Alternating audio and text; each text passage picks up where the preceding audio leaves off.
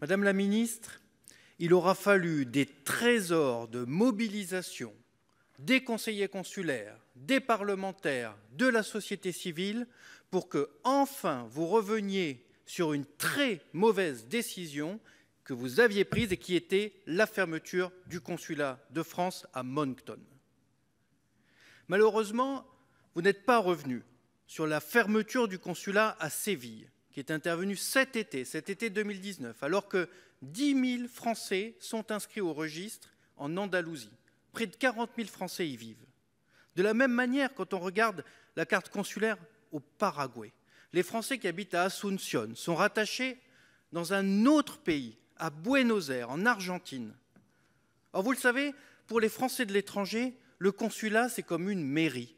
Quand vous fermez un consulat, pour les Français de l'étranger, vous fermez leur mairie.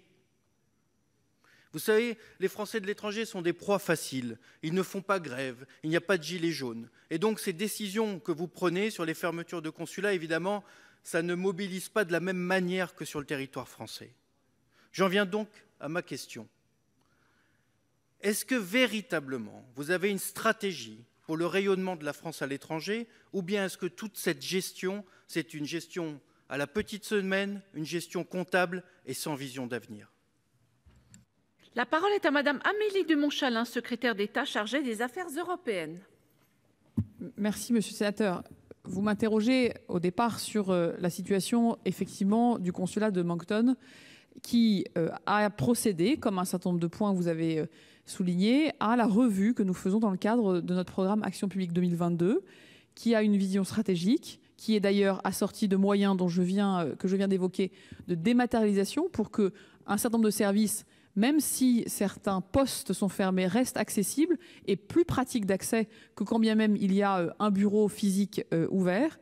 Et je tiens à vous rassurer sur l'importance politique des consulats généraux que nous maintenons ouverts avec de vrais moyens, plutôt que d'avoir une multiplication de points qui n'ont pas ensuite les moyens de leur rayonnement efficace. Moncton a une histoire particulière puisque ce consulat avait été installé dans la ville en 1964 par le général de Gaulle pour réaffirmer nos liens avec la communauté acadienne. Et comme l'a dit Jean-Yves Le Drian la semaine dernière, eh bien, ce consulat sera maintenu.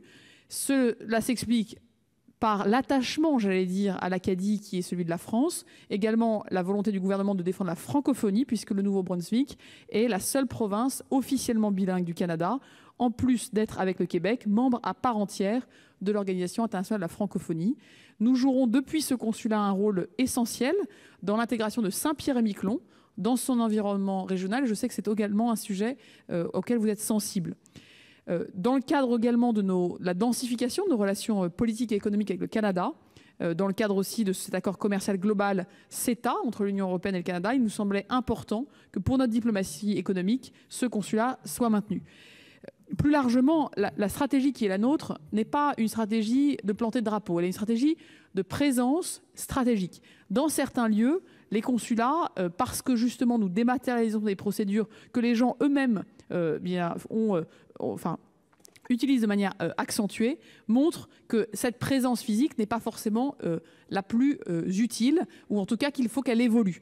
Nous cherchons dans chacun des pays, avec les ambassadeurs, avec les communautés françaises, à définir la meilleure présence, les meilleurs outils. Certains de nos consulats sont devenus des consulats de rayonnement culturel, scientifique. Certains ont des périmètres d'action qui sont plus restreints pour correspondre aux besoins du pays. Ce qui est certain, c'est que la stratégie française portée par le président de la République, c'est que notre présence soit utile, décisive, et que pour les Français qui habitent à l'étranger, nous leur apportions des services modernes, d'où l'importance de la dématérialisation, de la numérisation, de l'accès à des services publics de qualité, même si certains d'entre eux résident effectivement plus loin. Pour avoir moi-même, je l'ai déjà dit, vécu notamment... Il faut conclure, Madame la Ministre. Je vous raconterai ma vie plus tard, mais en tout cas, ce qui est certain, c'est que nous cherchons à avoir une approche politique, économique et culturelle. Vous disposez d'1 minute, Monsieur Le Gleut, pour répondre à Madame la Ministre. Merci Madame la Présidente. Madame la Ministre, j'ai écouté votre réponse avec beaucoup d'attention et malheureusement, je ne suis pas rassuré. Je ne suis pas rassuré parce que je crains la chose suivante. Comme vous l'avez fait avec le moratoire fiscal, vous aviez décidé une augmentation spectaculaire des impôts des Français de l'étranger. Et puis finalement, l'année prochaine, en 2020, viennent les élections consulaires et vous décidez d'un moratoire fiscal d'1 an.